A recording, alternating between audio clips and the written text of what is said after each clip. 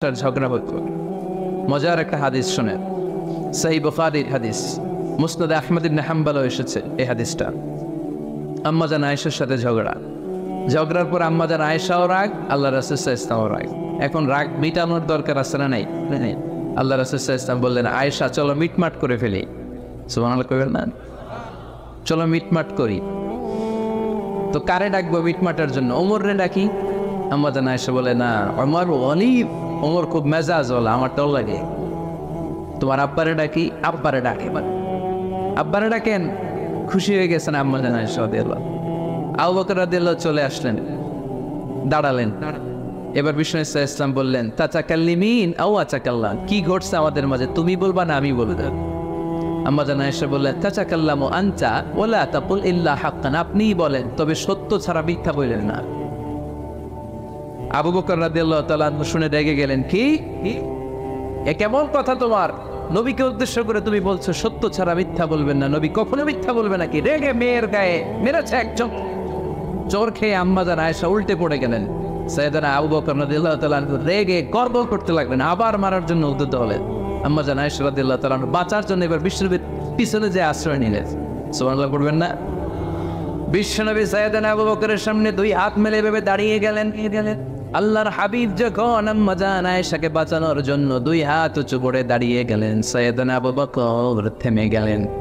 সাইয়েদনা আবু বকর এই পরিস্থিতি দেখে ঘর থেকে বের হয়ে ঘরের বাইরে দাঁড়ালেন। এবার আল্লাহর রাসূল সাল্লাল্লাহু আলাইহি ওয়াসাল্লাম আম্মাজান আয়েশাকে তুললেন, বললেন, ইয়া আয়েশা কাইফা রাআইতিনি আনকাসতুকি মিনার রাজুল, দেখলা নাকি কেমন করে আমি তোমার বাবার হাত থেকে তোমারে বাঁচালাম? আজকে আমি যদি সামনে দাঁড়িয়ে না বাঁচাতাম, তোমার বাবা তোমারে একেবারে মেরেই ফেলতো। সুবহানাল্লাহ পড়ে। দেখছো আয়েশা, আমি বাঁচাইলাম, কে বাঁচাই? আমার সাথে ঝগড়া করো, আমি বাঁচাইলাম।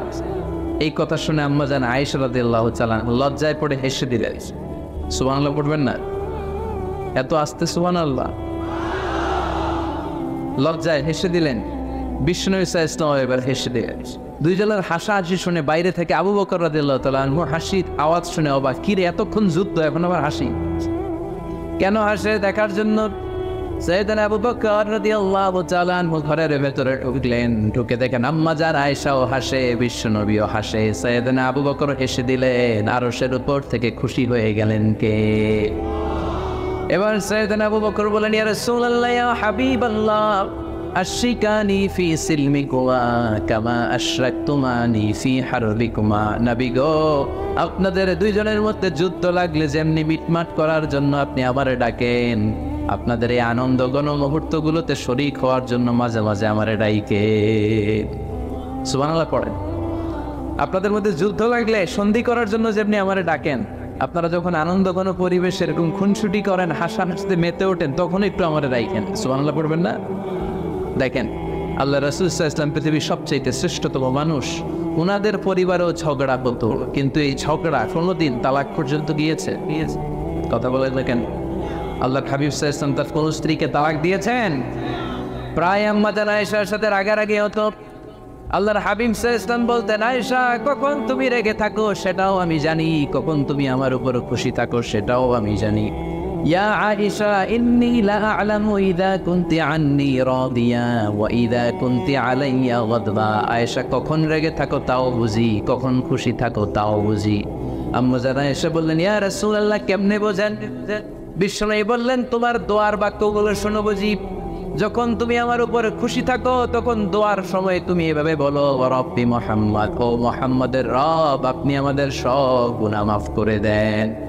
আর যখন তুমি আমার উপর রেগে থাকো তখন তুমি মুনাজাতের সময় বলো, রব্বি ইব্রাহিম, ইব্রাহিমের রব, আপনি আমাদেরকে ক্ষমা করে দেন। তার মানে যখন তুমি রেগে থাকো তখন দোয়ার সময় আমার নামটা মুখে নিতে চাও না। সুবহানাল্লাহ পড়েন। তখন তুমি দোয়ার সময় অন্য নবীর নাম নাও। আম্মাজান আয়েশা বললেন, ইয়া রাসূলুল্লাহ, মা আহাজুরু ইল্লা ইসমাক, আমি তো শুধু নামটাই সরাই, আমার মুখ থেকে কেবল আপনার নামটাই সরায় রাখি, আমার হৃদয় থেকে কখনো আপনারে সরাতে পারি না। আমার হৃদয়ে জুড়ে আপনি, মা আহাজুরু ইল্লা ইসমাক। নবী হে, আমি শুধু দোয়ার সময় রাগের মাথায় আপনার নামটা বাদ দেই, হৃদয় থেকে তো আপনারে বাদ দিতে পারি না। সুবহানাল্লাহ বলবেন না?